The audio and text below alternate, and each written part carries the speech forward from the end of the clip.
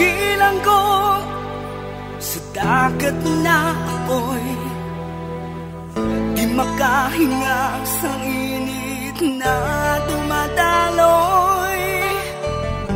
Ialay mo ang bagong pag-asa sa tulad kong nasadlap sa pagkakasala. Provincial Jail, kasaysayan sa mga tinugang ang inakabuhi, naging bahin sang Provincial Jail. Sa diin ang apat kapamusod sang pader, naging lulubngan sang ilang mga handom kag mga kalipay, nga naging saksi man sang ilang mga pag-antos, kag kabudlay kag paghinulsol. Litong-lito sa nakakabinging ingay, di makatawid sa malawak na lakusan. Ialay mo ang bagong pag-asa sa tulad kong nasadlak sa pagkakasala.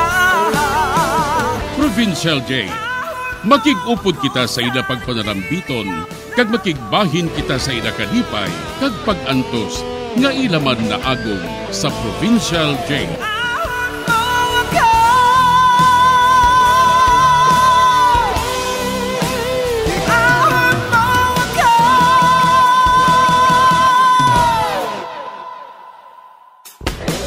Bilanggo sa dagat na apoy, di makahinga sa init na dumadaloy. Ialay mo ang bagong pag-asa sa tulad kong nasadlak sa pagkakasala. Sa liwat may adlaw sa inyong mga palangganabong nga tagparamati. Sa karon nga adlaw padayunon naton ang kasugpon sang sulat nga ginatagan naton sang kabuhi diri sa aton panatuntunan, Provincial Jail. Iahon mo ako sa nagliliyap na apoy, na aking matikman ang tamis ng sandali. Bahin sa nagligad, nabta ni Chita si Wela nga nagahibi kag nagakurog sa kadlok. Tugod dinwasan niyang ulo ni Greg, kay ginlugos siya sini. Apan ginhambalan niya si Wela nga kung may mamangkot kung sino nagpatay kag Greg, hambalon niya nga si Chita ang nagpatay. Diri sini nga bahin mapadayon nga akong pagsaysay diri sa Provincial Jail.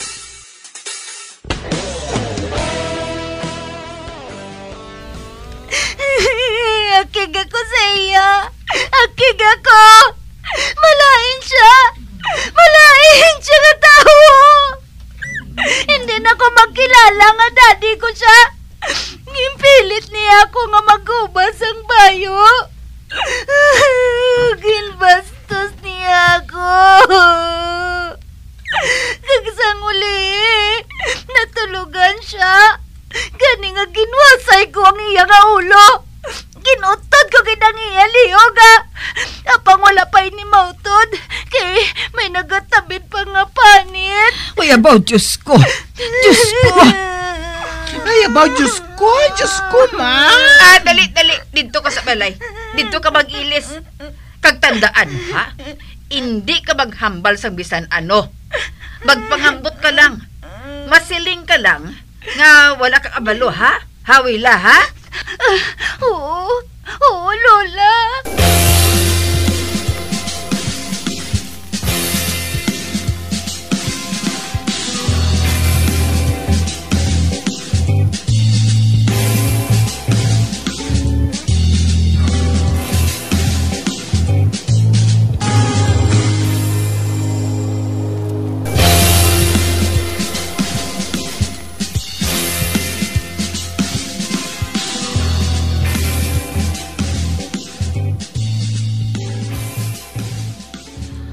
Do hindi kita ko makapati sa natabo nga ini.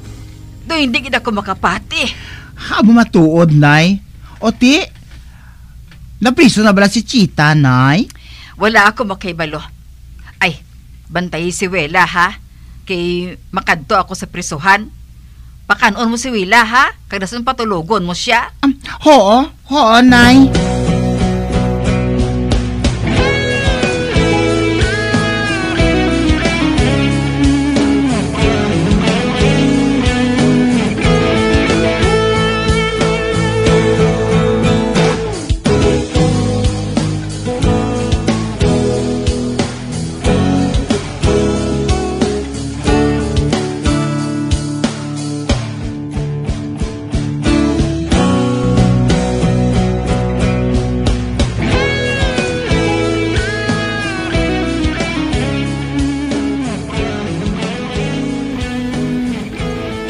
Jay, ma-detain ako diri sa prisuhan. Kagayan, idiretso na lang ako sa munting lupa.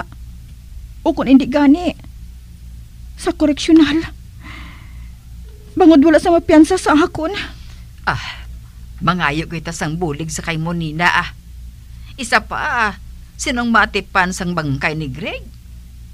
Si Greg nagatrabaho sa iya club. Gani natural lang buligan niya ini. Mahimo, Che Mirna. Makikita ako sa iya subunggid.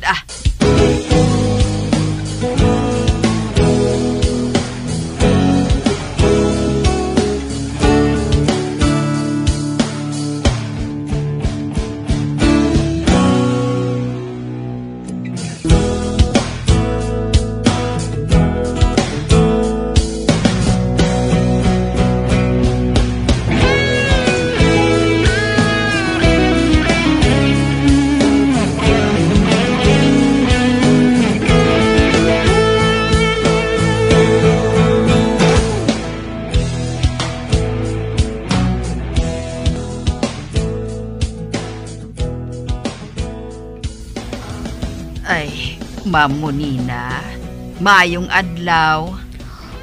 Oy, ikaw ang tiya ni Chita, hindi bala? Ay, oo, ako, ma'am.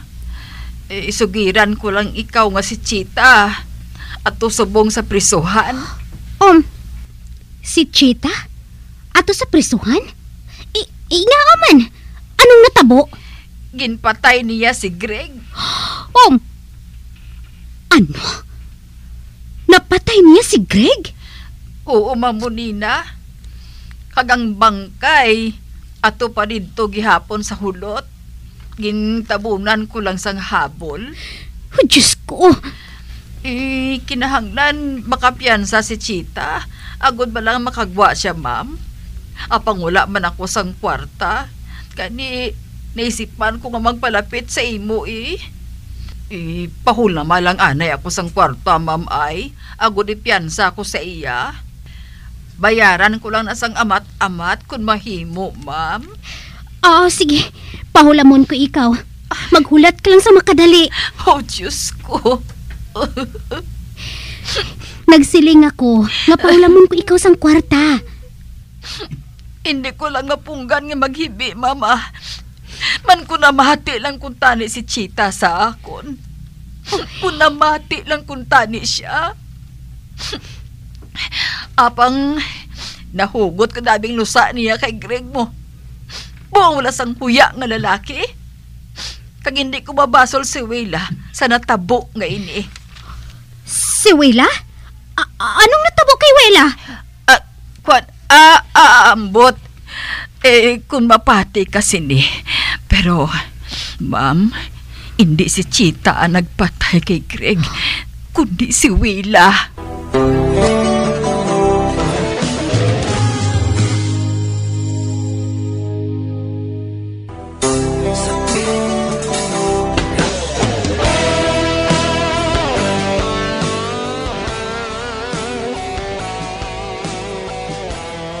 Nagpalapit ako kay Monina, agad magpangayo sang bulig, para makagwa si Chita, kagdala na lang paghimo sang bangkay ni Greg. Nagpangako siya nga buligan ako. Dito kaginsugid ko sa iya, nga hindi si Chita ang nagpatay kay Greg, kundi si Willa. Sa pagpadayon ko pagid. Si Willa? Si Willa? Sa ano natabo, ina? Sa ano ni napatay si Greg? Amo ina ang natabo. Ginrape ni Greg si Willa ang iya anak. Diyos ko! Nabuhat niya, ina? Natulugan si Greg matapos niya ginrape si Wela. Kagamo ato nga ang bata, nagkuha sang wasay. Kaginlabo siya samta nagakatulog. Ginutod niya ang ulo ni Greg. Apang nagatabid gihapon ang ulo kay ti nagahawit-hawit pang panit. Amo gali. Ang ginpaabot ko nga magbuhat sina amo si Chita. Kag wala ko pagsaligi nga si Wela pang makabuhat sina. Sapat siya. Ina ang bagay sa iya. Ay, ako na ang mahibalo. Ati pa na lang si Wela. Kag makikita ako kay Chita. O sige, malakat na ako. Makadto ako sa punerarya. Agod nga mahimos na ang bangkay ni Greg. Salamat gid ma'am ha. Madamo gid nga salamat. Madamo gid nga salamat sa imo.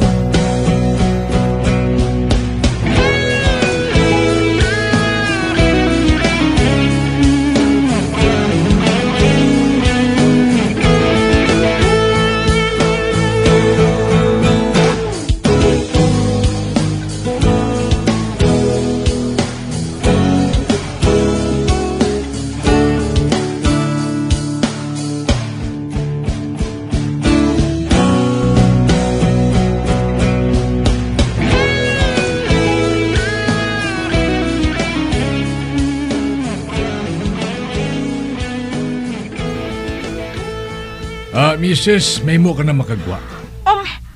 Makagwa na ako dili sa karsel? Oo, may nagpiyansa sa imo. May pirmahan ka lang dito, ha? Dali ka, magsunod ka sa akon. Oo, sir. Salamat, gid.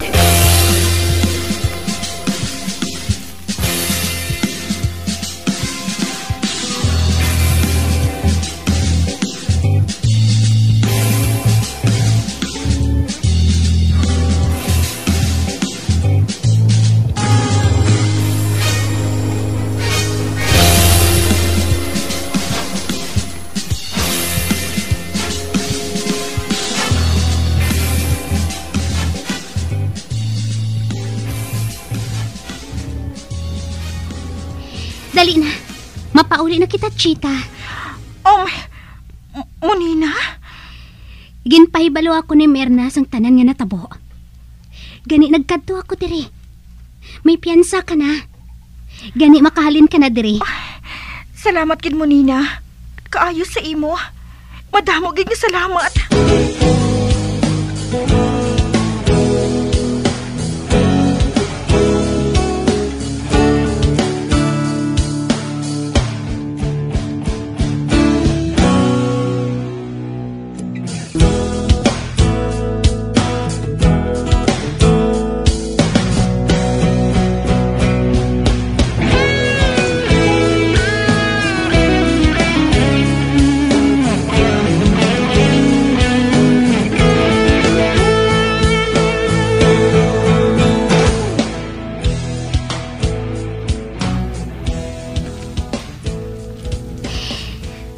Nagapati ako. Nga hindi ka maglawig sa prisuhan, Chita. May abogado ako nga ginkuha para sa imo. Abogado? Oo. Ang matuod. Ginapaabot ko nga ikaw ang mapatay sa bana mo. Apang wala ko pagsaligi nga si Wela pang nakahimo sina. Makapaayo sa kalibutan nga napatay si Greg. Mabuhinan ang mga malain nga tawo sa ibabaw sang duta. Ay, makalulukoy man ang anak ko. Isa ka masakit nga trahedya ang natabo sa kabuhi niya. Ay, hindi man siguro. Kung normal ang isa ka utok sang tawo, hindi na matabo sa iya. Magadako siya bilang isa ka normal nga tao, Chita. Patihi ako.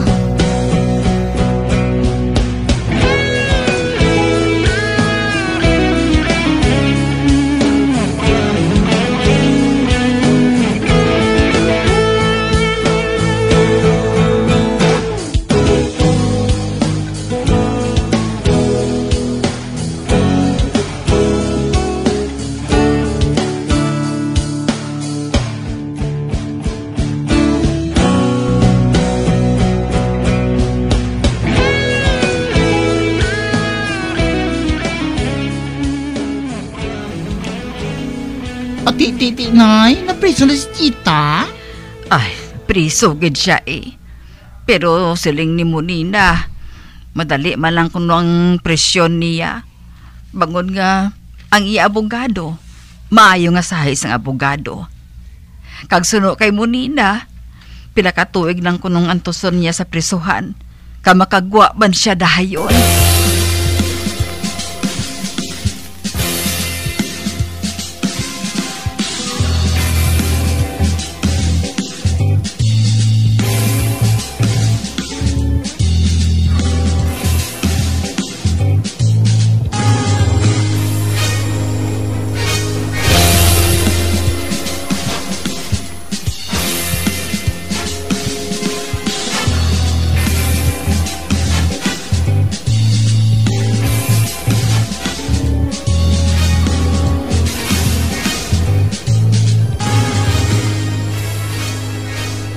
Lola, wala pa makapauli si Mama. Mabakasyon siya sang madugay, Wila. Pero mabalik siya Hindi ka magpalibog. Ang buhaton mo lang, mag-eskwela ka magtutom. Para pag-abot ni Mama mo, kundi masadyahan siya kay ti. Maalam ka sa klase mo. Oo, Lola, sundon ko ikaw. Agud nga malipay man si Mama.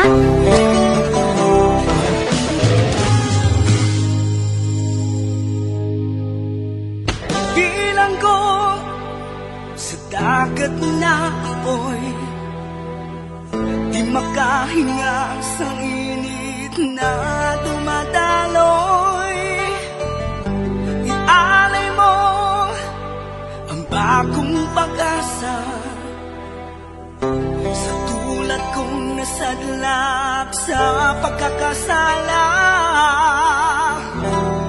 Mga biyansod na gininyo sa pagpamati, ang katapusan nga bahin sang sulat nga aton ginatagan sang kabuhi diri sa panatuntunan, Provincial Jail, sa direksyon ni Melvin Gatuslao.